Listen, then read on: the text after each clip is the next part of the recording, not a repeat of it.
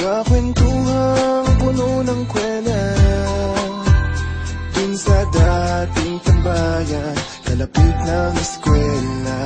Halika, tayo nang pumunta.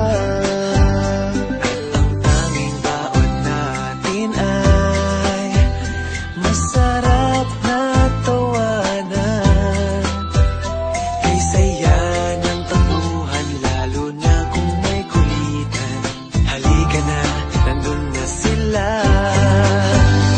Halika na sa dating tagpuan. Halika na sa mahabang kwentuhan. Halika na, kalimutan mo na ang problema. Halika na, tayo na. Halika na, sumama ka na. Na na na na na. Na na na na na na. Marami sa atin talagang iba. Di akalain na magkikita pa. San ka man